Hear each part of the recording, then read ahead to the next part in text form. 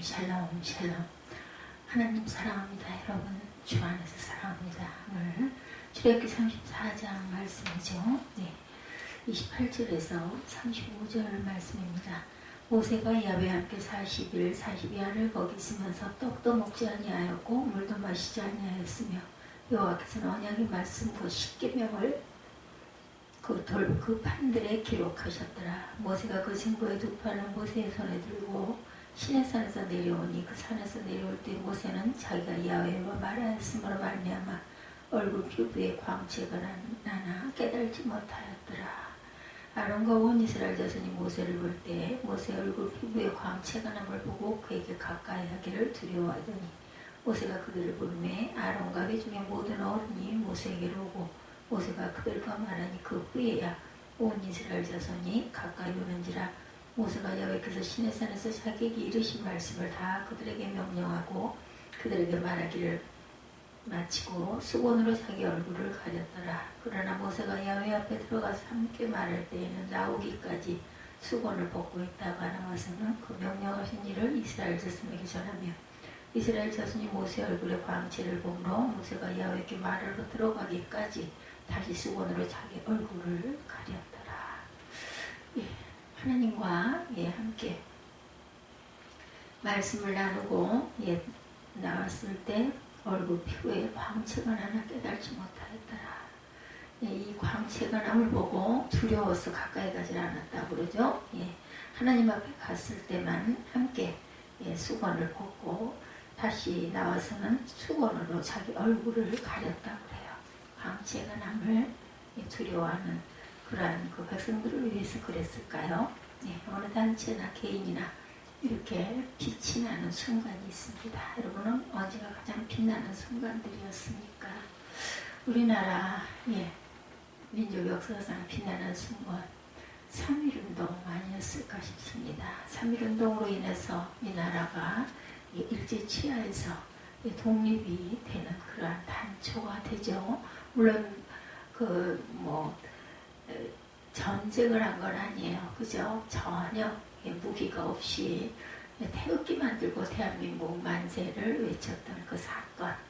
한국 역사에 특별한 빛이 나는 의미가 있는 날. 많은 희생자가 났지만 국가적으로 기념하고 있는 날. 우리 교회도 이 날을 기억하고 항상 지키는 이유가 있죠. 3.1운동은 일본 제국주의의 땅을 침략하고 우리나라의 주권을 빼앗고 국민들의 재산과 생명을 빼앗고 이 땅을 지배할 때 온 국민이 들고 일어나 만세를 부르며 저항했던 운동입니다. 몸으로 저항했죠. 무기 없이. 3.1운동을 특별히 교회에서 기념하고 기억하는 이유는 그 중에 중심의 종교인들이 많이 참여했다는 것이죠. 독립선언문을 낭독하고 3.1운동에 불씨를 당긴 사람들 민족대표 33인 민족대표 33명의 구성을 보면 전체 종교의 분포가 불교 인구는 정확한 통계도 나와 있지 않지만 최소한 적어도 50%가 불교였다고 그러네요. 우리나라 인구가 2천만 명이니까 1,000만 명이 불교인이었는데 대표가 2명, 동학이라고 하는 천도교가 100만 명의 신도를 가지고 있었는데 그 중에 15명, 1,000만 명, 불교는 2명, 그리고 100만 명에서 나온 그 대표는 15명. 기독교는 당시 20만 명의 성도를 가지고 있었는데 16명의 대표를 배출합니다.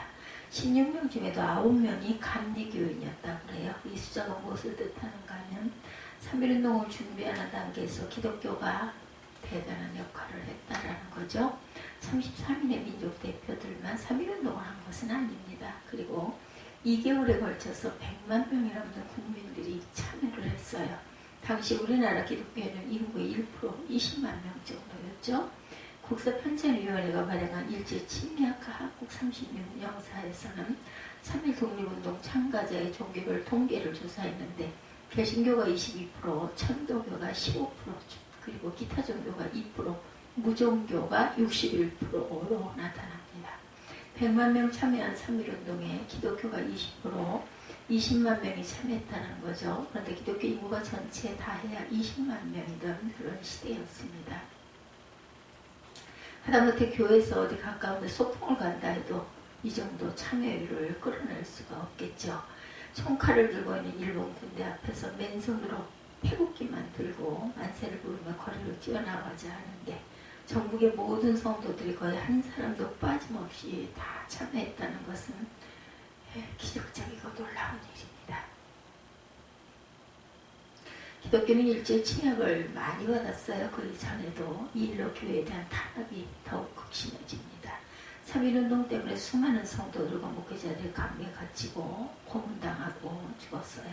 그렇지만 교회는 그 일로 망하지 않았죠. 오히려 이때를 계기로 교회는 한국 사회에 더 큰 신뢰를 얻게 되죠. 이 3.1운동이야말로 한국 기독교 역사에서 가장 빛나고 멋진 순간이 아니었나. 성도들이 빛이 나던 순간. 이런 빛나는 순간들이 어느 단체나 개인이나 있죠. 여러분 어디가 가장 빛나는 순간이십니까? 인생에 한 번쯤은 빛이 나야 하지 않을까요?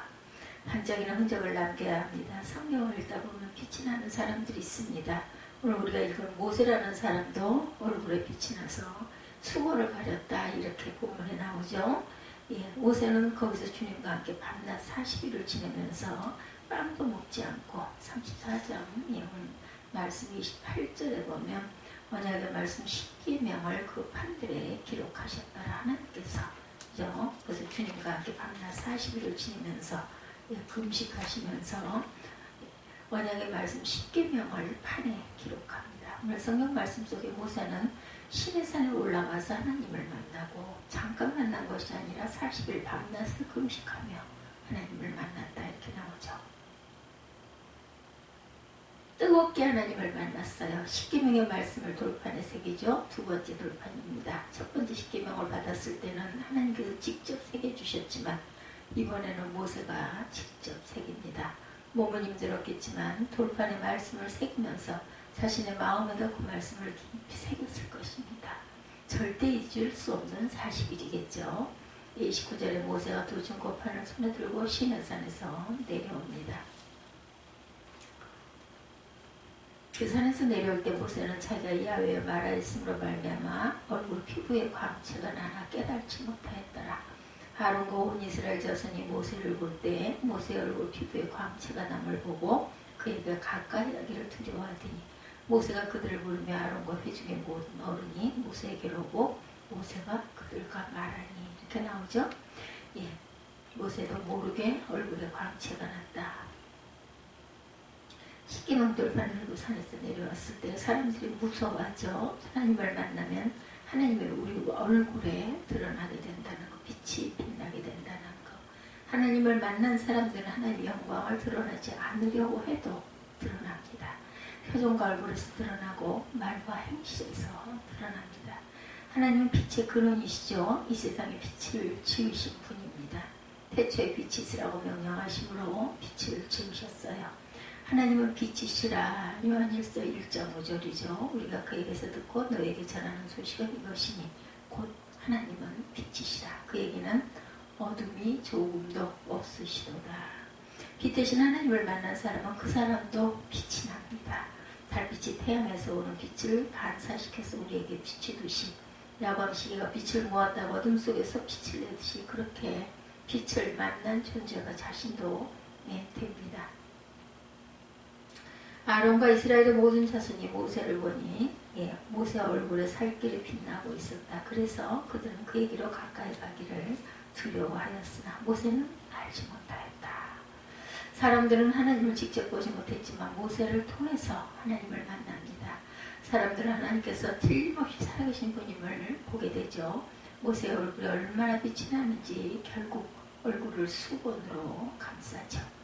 33, 4절입니다. 모세는 그들에게 하던 말을 다 마치자 자기 얼굴을 수건으로 가렸다. 그러나 모세는 주님 앞으로 들어가서 주님과 함께 말할 때는 수건을 벗고 나올 때까지 쓰지 않았다. 나와서 주님께서 명하신 것을 이스라엘 자손에게 전할 때 이스라엘 자손이 자기 얼굴에서 빛이 나는 것을 보게 되므로 주님과 함께 이야기하러 들어갈 때까지는 다시 자기 얼굴을 수건으로 가렸다. 여기서 수건으로 번역된 단어를 성경에서는 베일, 우리들 베일이라고 그러죠. 베일, 얼굴을 가리기 위한 망 같은 것이죠. 잘 이렇게 쏙 비치는 그런 것을 베일이라고 합니다. 결혼하기 전 신부가 신랑에게서 얼굴을 가릴 때 쓰던 보일 듯 말 듯 가려지죠. 오늘날 주로 혼정만 나머지 결혼식을 할 때 쓰는 면사포로 쓰고 있습니다. 사람들은 얼굴에 광채, 모세 얼굴에 광채가 너무 빛이 나서 두려워집니다. 감당할 수가 없어요. 그 빛이 너무 강해서. 그래서 모세는 어쩔 수 없이 광채를 가릴 수밖에 없었고, 모세로부터 나는 하나님의 빛을 사람들은 감당할 수가 없었던 것이죠. 일제감정기가 끝난 지가 어느덧 70여 년이 지났어요. 사람들이 모세로부터 나는 하나님의 빛을 감당할 수가 없었던 것이죠. 이 말씀을 시작할 때 우리가 민족대표 33인의 예를 들었어요. 그죠? 아직도 친일을 했던 부역자들이 욕을 많이 먹고 있는데, 그 중에 나중에 변절하고 친일의 앞잡이가 된 사람들도 있었습니다. 감리교에서는 김춘수와 김알란이라는 사람이 있고, 역사에 길이 남는 배신자, 변절자의 꼬리표가 붙은 사람들이죠. 분명 우리나라가 아직도 여러 가지 사회적 갈등이 풀리지 못하는 이유 중 하나는 과거의 잘못을 제대로 청산하지 못한 채 친일 부역자들과 그 자손들이 아직도 보란듯이 그 부모들의 부정한 재산과 부를 누리고 있고, 나라를 위해서 목숨을 바친 사람들의 죽음을 이 사회가 제대로 기억하고 보상해주지 못하기 때문이라는 생각이 들죠. 절대 친일 부역자들을 두둔하려는 의도는 아니지만, 여러분이 당시 일제시대에 살고 있었더라면 우리는 과연 어떤 선택을 했을까요? 나는 과연 목숨을 바쳐 나라를 위해 헌신할 수 있었을까? 과연 끝까지 나라를 위해 모든 것을 포기하고 목숨을 내걸고 무저항 그 대한민국 만세, 아무런 무기도 지니지 않은 채 그 일본 헌병들의 그 칼 앞에 태극기를 들고 대한민국 만세를 외칠 수 있었을까요? 어렸을 때 너무나 당연하게 그럴 수 있을 거라 이렇게 단순하게 생각했지만, 나이를 먹어갈수록 글쎄 할 수 있었을까 이런 생각이 듭니다. 아직도 어린 자녀들과 부양해야 할 부모님이 살아계신다면, 사랑하는 아내가 홀로 남겨져서 혼자 고생을 감당해야 한다면 결코 쉬운 결정은 아니죠. 그럼에도 우리의 선배들은 그렇게 결정합니다. 그들이 우리보다 더 특별히 용감하고 용기가 있었을까? 그렇지 않죠. 그들은 가정을 별로 중요하지 않게 생각을 했을까? 그렇지 않습니다. 그들 역시 우리와 똑같이 두려웠을 것이고, 우리와 똑같이 가족을 보호하고 싶은 마음이 간절했을 것입니다. 살아남고 싶은 본능 역시 더했을 수도 있습니다. 나라는 독립이 된다는 보장도 없고, 일본의 권세는 영원해 보이고 너무 강했죠. 그런데도 그들은 그 길을 선택합니다. 일제시대에 우리 신앙의 선배들이 그토록 용감하게 독립을 해줄 수 있었던 것은 그들이 특별히 더 용감하고 용기가 있었기 때문이 아닙니다. 그들 역시 두려웠지만 자기에게 좋은 편을 선택하지 않고 옳은 편을 선택한 거죠. 그들 스스로 그렇게 하지 않을 수가 없었어요. 대학 시리즈로 부르던 민중가요 중에 이런 가사가 있어요. 역사의 부름 앞에 부끄러운 자 되어 조국을 등질 수 없어 나로부터 가노라. 하나님 앞에 부끄럽지 않기 위해, 역사 앞에 부끄럽지 않기 위해 그런 고통스럽고 두려웠지만 그 모든 것을 이겨냅니다. 그렇게 한국교회는 그 시대의 빛의 역할을 감당했던 거죠. 세상에 두려워할 만한 빛을 가지고 있었어요. 손에는 비록 태극기만 달랑 들고 거리로 나왔지만, 총칼을 든 일본 군인들은 죽음을 두려워하지 않는 그 사람들이 너무나 두려웠습니다. 3.1운동 당시 전북 익산에서 있었던 일입니다. 장터에서 사람들이 하나둘씩 만세 시위에 동참을 합니다. 당황한 일본 헌병대는 창검과 곤봉을 휘두르며 시위대를 해산하려고 했어요. 만세 시위의 기세가 꺾이지 않자 실격을 하기 시작합니다. 실탄 사격의 사람들이 동요하기 시작했겠죠. 흩어졌겠죠. 그때 문용기라는 사람이 태극기를 더 힘차게 흔들면서 조선 독립 만세를 크게 선창을 합니다. 이를 본 일본 헌병이 일본들을 빼들어 태극기를 들고 있던 오른팔을 내려쳐 베어버렸어요. 태극기를 잡은 손이 바닥에 떨어지자 문용기는 다시 왼손으로 태극기를 집어들고 만세를 외쳤어요. 일본군은 문용기의 왼팔마저 베어버립니다. 양파리살린 문용기는 다시 일어나 조선 독립 만세를 외쳤고 그를 본 일본군들은 문용기의 온몸을 찔렀어요. 문용기는 마지막으로 죽을 힘을 다하기에 여러분 나는 이 붉은 피로 우리 대한의 신정부를 음조하여 여러분들이 대하는 신민국이 되게 하겠소 라고 외치며 숨을 거둡니다. 그의 나이 41세 문용기 열사는 남전교회의 성도였다고 그러네요. 이 땅에 그런 수많은 열사들이 피를 뿌려가며 믿음을 지키고 신념을 지키고 나라를 지켰습니다. 그런데 지금의 한국 교회들 어떤가요? 과연 우리 한국 교회는 하나님의 빛을 드러내고 있는지 가리고 있는지 입에 올리기도 부끄러운 일들이 뉴스에 많이 나오죠. 겉모양은 3.1운동 때와 똑같이 태극기를 들고 있지만 오히려 하나님 보시기에 같은 성도들이 보기에도 부끄러운 모습을 세상에 보이고 있는 사람들도 많아요. 선배들의 피와 생명이 어려있는 태극기가 더 이상 자랑스럽지 않게 되었습니다. 기독교가 1%도 안 되던 시절에도 이제는 천막의 기독교라고 하는 시대에 웅장한 예배당과 엄청난 예산으로 막강한 재력을 자랑하죠. 많은 정치인들이 교회 등록을 하여 인맥을 만듭니다. 교회 지도자라는 사람들이 정치권에 들어가서 그들에게 빌부터 권력을 탐닉하기도 하죠. 정책이 새로워질 때마다 기독교 단체에서도 자신들의 주장을 내세우고 힘을 과시합니다. 그러나 더 이상 교회를 두려워하지 않아요. 성경을 읽다 보면 모세 얼굴 가린 노을에 대해 재미있는 해석 부분이 있어요. 고린도후서 3장 13절에 보면 모세는 이스라엘 자손이 자기 얼굴의 광채를 사라져가는 것을 보지 못하게 하려고 그 얼굴을 너울을 썼지만 그와 같은 일은 우리는 하지 않죠. 출애굽기에서는 분명히 모세 얼굴의 광채가 너무 빛이 나서 광채를 가리려고 수건으로 가렸다고 했는데 고린도후서에서는 모세 얼굴에서 광채가 사라져가는 것을 가리기 위해 얼굴에 너울을 썼다. 어떤 게 맞을까요? 이 본문은 바울의 미드라시적인 해석이라고 알려져 있습니다. 다시 말해서 성경에 나와 있지 않지만 대대로 전해져 내려오는 이야기, 바로 탈무드로 전해진 이야기에 따르면 모세 얼굴에 든 얼굴의 광채가 영원히 지속되지는 않았다는 것입니다. 모세가 하나님은 아니었으니까 당연히 그렇죠. 처음 하나님을 만난 후에 산에서 내려왔을 때 모세의 얼굴에서 너무 빛이 나서 사람들이 두려워해서 수건을 썼지만 어느 순간 모세 얼굴에서 더 이상 빛이 나지 않게 되었다는 거죠. 그래서 혹시나 얼굴에 더 이상 빛이 나지 않는 것을 이스라엘 백성들이 알게 되었을 때 모세의 권위와 하나님 말씀의 권위를 무시하는 일이 생기는 것을 방지하기 위해 계속해서 너울을 쓰고 있었다 이런 것입니다. 다른 주장으로는 모세는 자신의 얼굴에서 나는 하나님의 광채가 영광이 일치적인 것을 이미 알고 있었지만 이스라엘 백성들이 혹시나 하나님의 말씀이 아니라 모세 얼굴에서 나는 빛만을 신비화해서 거기에 절대적인 가치를 막기 위해 계속해서 수건을 썼을 것이다. 이런 주장도 있어요. 얼굴에서 빛이 나는지 안 나는지가 중요한 것이 아니죠. 하나님은 우리와 함께 계시지 않다는 것이 중요한데 사람들이 자신의 얼굴만 바라보고 있는 것을 염려해서 아예 자신의 얼굴을 수건으로 가리고 다녔다는 것이죠.